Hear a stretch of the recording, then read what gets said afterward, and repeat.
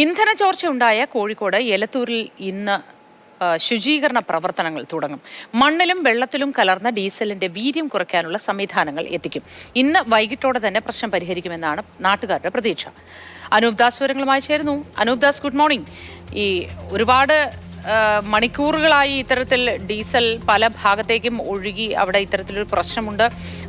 എത്രയും പെട്ടെന്ന് തീപിടിക്കാൻ സാധ്യതയുള്ള ഇന്ധനം എന്ന നിലയിൽ കൂടി ഒരാശങ്ക ആ പ്രദേശവാസികൾക്കുണ്ടാവും അല്ലേ? ഈ ശുചീകരണ പ്രവർത്തനങ്ങൾക്കായി എന്ത് സംവിധാനമാണ് എത്തിക്കുക? ഇതെങ്ങനെയാണ് മുന്നോട്ട് ഇത് പുരോഗമിക്കുക?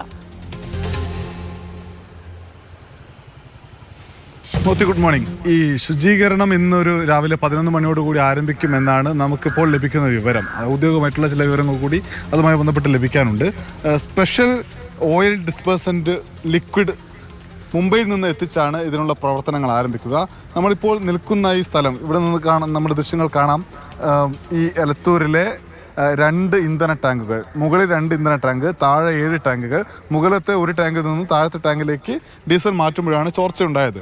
ആ ചോർച്ച അവസാനിപ്പിക്കാൻ കഴിഞ്ഞുവെങ്കിലും ഈ മേഖലയിലാകെ നമ്മൾ ഇതുവഴി താഴോട്ട് ഇറങ്ങിപ്പോയി കഴിഞ്ഞാൽ ഈ മേഖലയിലാകെ ഇപ്പോഴും ഡീസൽ പലയിടത്തായി നമുക്ക് ഡീസലിൻ്റെ അംശങ്ങൾ കാണാൻ പറ്റുന്നുണ്ട്.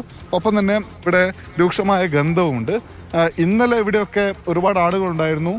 ശുചീകരണ പ്രവർത്തികൾ, അതായത് ഈ ഓടയിൽ നിന്നൊക്കെ വെള്ളം മാറ്റുന്നതിനുള്ള പണിയൊക്കെ ഇന്നലെ നടന്നിരുന്നു. പക്ഷേ ഇന്ന് അത്തരം പണികളൊന്നും നടക്കുന്നില്ല. കാരണം ഈ ഓടയൊക്കെ പൂർണ്ണമായി വൃത്തിയാക്കി കഴിഞ്ഞു.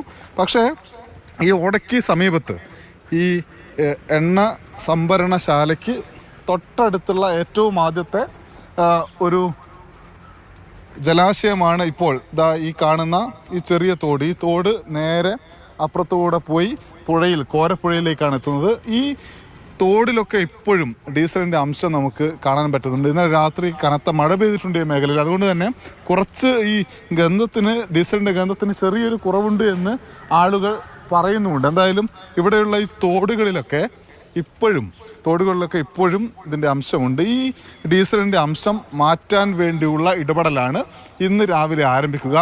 ഈ വെള്ളത്തിലും മണ്ണിലും, ഇന്നലെ കളക്ടർ പറഞ്ഞത് മണ്ണും വെള്ളവും എല്ലാം അശുദ്ധമായിട്ടുണ്ട്, അല്ലെങ്കിൽ മലിനീകരിക്കപ്പെട്ടിട്ടുണ്ട് എന്നതാണ്. ഇത് മാറ്റാൻ വേണ്ടിയാണ് മുംബൈയിൽ നിന്ന് പ്രത്യേക ലിക്വിഡ് എത്തിച്ചിട്ടുള്ള ഇടപെടൽ നടത്താൻ പോകുന്നത്. ഈ മേഖലയിൽ നിന്ന് പല ആളുകളും മാറി താമസിക്കുകയും ചെയ്തിട്ടുണ്ട്. കാരണം ശ്വാസകോശ സംബന്ധമായ പ്രശ്നങ്ങളുള്ള ആളുകൾ, ആരോഗ്യ പ്രശ്നങ്ങളുള്ള ആളുകൾക്ക് വലിയ കുഴപ്പമാണിത് സമ്മാനിക്കുന്നത്. 3 പേരെയാണ് ഇന്നലെ ആശുപത്രിയിൽ പ്രവേശിപ്പിച്ചത്. ആ 3 പേർക്കും കാര്യമായ പ്രശ്നങ്ങളില്ലെങ്കിലും ശ്വാസതടസ്സം ഉൾപ്പെടെ നേരിട്ടുകൊണ്ടാണ് ഒരു കുട്ടി ഉൾപ്പെടെ 3 പേരെ ആശുപത്രിയിൽ പ്രവേശിപ്പിച്ചത്. അവർക്ക് തിരിച്ച് വന്നു, പക്ഷേ ഇങ്ങോട്ടേക്കല്ല വന്നത്, ഇവിടെ നിന്ന് മാറി താമസിക്കുകയാണ് ചെയ്തത്. കൂടുതൽ ആളുകളും ഇങ്ങോട്ടേക്ക് ഇന്ന് എത്തുന്നില്ല. ഇന്നലെ വലിയ തിരക്കൊക്കെ ആയിരുന്നു. നമുക്കിവിടെ ഇപ്പോഴുള്ള ആളുകളോട് ഇവിടുത്തെ ഒരു സ്ഥിതിഗതികളെ കുറിച്ച് സംസാരിക്കാം. നമസ്കാരം. ഒരു മിനിറ്റ് ചേട്ടാ, ഇവിടെ ഈ ഇതിന്റെ ഡീസലിന്റെ മണമൊക്കെ വലിയ പ്രശ്നം ഉണ്ടാക്കുന്നുണ്ടല്ലേ? വീട് എവിടെയാ? വീട് ഇവിടെ തന്നെയാ. ഇത് ആദ്യമായിട്ടാണോ നിങ്ങളെ ഓർമ്മയിൽ ഇവിടെ ഇങ്ങനെ ഇടക്കിടക്ക് ഉണ്ടായിരുന്നു? പുഴയിലേക്കാ പോലെ അല്ലേ? ഇന്നലത്തേക്കാൾ ഒരു മണം കുറഞ്ഞിട്ടുണ്ടോ? ഒന്ന് ഇന്നലെ ഞാൻ കണ്ടിട്ടില്ല. ഇന്നലെ ഇവിടെ ഇല്ലായിരുന്നു? ഇല്ല, ഞാനില്ലേ. ഇന്ന് പക്ഷെ ചെറിയൊരു അവരോട് ചോദിച്ചാലറിയാം. ഓക്കെ. ഞാനിവിടെ നിൽക്കും, മോത്തി ചോദിച്ച പോലെ ഞാനിവിടെ നിൽക്കുമ്പോൾ എനിക്ക് ഡീസലിൻ്റെ ഗന്ധം അറിയുന്നുണ്ട്. പക്ഷേ ഇവിടെയുള്ള ആളുകൾ നമ്മൾ രാവിലെ വന്നപ്പോൾ ചേട്ടാ ഒരു മിനിറ്റ് ചേട്ടൻ്റെ പേരെന്താ? എൻ്റെ പേര് ഉദയകുമാർ. ഉദയേട്ടൻ്റെ വീട് ഇവിടെ അടുത്താ? അവിടെ അടുത്ത് തന്നെ, കമ്പനീൻ്റെ മുമ്പിൽ. എങ്ങനെയുണ്ട് ഇന്നലെ ഈ ഡീസലിൻ്റെ ഒരു ഗന്ധവും ഇന്ന് ഇതിൻ്റെ ഒരു മണം എങ്ങനെയുണ്ട്? സ്മെല്ല് നല്ലോണ്ട്. ഇന്നത്തെ ഭയങ്കര തലവേദന എടുക്കുന്നു മണം കൊണ്ട്. ഇന്നിത്തിരി കുറഞ്ഞിട്ടുണ്ട്.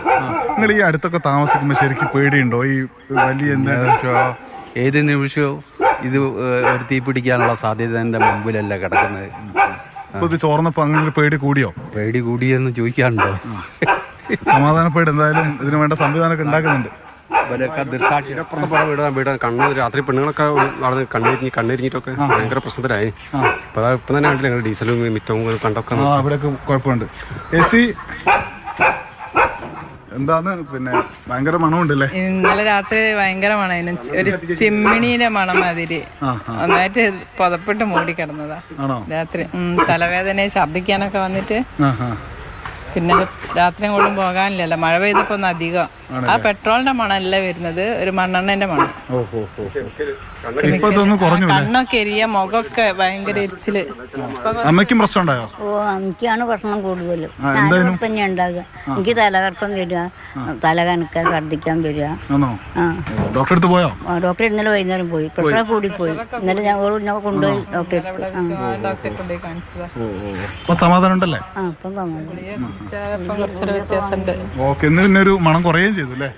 ഇന്നിപ്പോ രാത്രി മഴ പെയ്തപ്പോ ഭയങ്കര മണേനു. ഇവിടെ ഒന്നും തീരെ നിക്കാൻ. ഒരു ലിക്വിഡ് ഒരു ദ്രാവകം കൊണ്ടുവരുന്നുണ്ട് ഇതിലിട്ട് ശരിയാക്കാൻ വേണ്ടി. വൃത്തിയാക്കും. ഓക്കെ, അപ്പോൾ മോത്തി ഇതാണ് ഇവിടുത്തെ അവസ്ഥ. ആളുകൾക്ക് പ്രയാസമുണ്ട്, ആളുകൾ ഡോക്ടറെ പോയി കാണുകയാണ്. ഇന്ന് പക്ഷേ ഈ ഡീസലിന്റെ ഗന്ധത്തിന് അല്പം കുറവുണ്ട്. ഒരു 11 മണിയോടുകൂടി വൃത്തിയാക്കാനുള്ള നടപടികൾ ഇവിടെ ആരംഭിക്കുന്നതാണ് പ്രതീക്ഷിക്കുന്നത്. ശരി അനൂപ, ഏതായാലും ആ നടപടിക്രമങ്ങൾ എത്രയും പെട്ടെന്ന് ആരംഭിക്കട്ടെ. ഈ സ്പെഷ്യൽ ഓയിൽ ഡിസ്പേഴ്സൻറ്റ് കൊണ്ടുവരട്ടെ.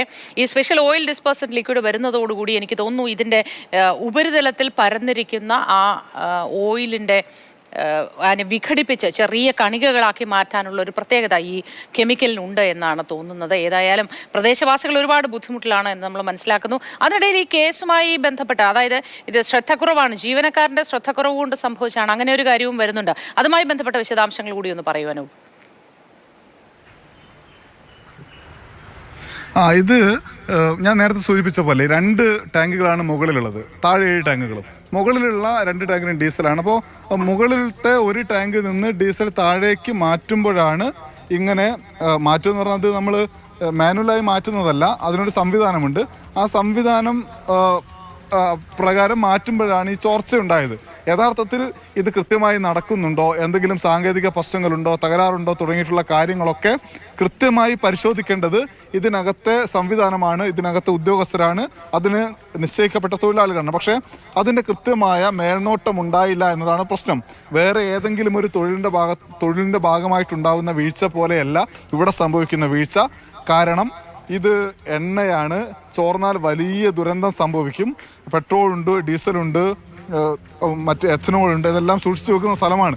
ഇങ്ങനെയുള്ള ഒരിടത്ത് ഈ നിലയിൽ ഒരു സുരക്ഷാ വീഴ്ച അതല്ലെങ്കിൽ ഒരു ശ്രദ്ധക്കുറവ് ഉണ്ടായിക്കഴിഞ്ഞാൽ അത് ഈ പ്രദേശത്താകെയുള്ള ജനങ്ങളെ ബാധിക്കുന്ന വലിയ പ്രശ്നമാണ്. അതുകൊണ്ട് തന്നെ ഈ കടുത്ത വീഴ്ച സംഭവിച്ച ആളുകൾക്കെതിരെ കൃത്യമായ നടപടിയെടുക്കുമെന്ന് ഇന്നലെ ജില്ലാ കലക്ടർ പറഞ്ഞിട്ടുണ്ട്. അത് സംബന്ധിച്ച ഒരു അന്വേഷണം വിദഗ്ധ സംഘത്തിൻ്റെ, അതായത് ഉണ്ടായിട്ടുള്ളത് ചോർച്ചയല്ല, അത് ചോർച്ച എന്ന് പറയാൻ കഴിയില്ല എന്നാണ് HPCL എടുക്കുന്ന നിലപാട്. പക്ഷേ ഇന്നലെ മന്ത്രി ശശീന്ദ്രൻ വിളിച്ചു ചേർത്ത യോഗത്തിലുൾപ്പെടെ അതിനെതിരെ ശക്തമായ വികാരം ഉയർന്നിട്ടുണ്ട്. കൃത്യമായ ഒരു പരിശോധന വിദഗ്ധ സംഘം നടത്തും. ആ വിദഗ്ധ സംഘത്തിൻ്റെ പരിശോധനയുടെ അടിസ്ഥാനത്തിൽ കൃത്യമായ നടപടികൾ സ്വീകരിക്കും എന്നതാണ് ഇപ്പോഴത്തെ ഒരു വിവരം.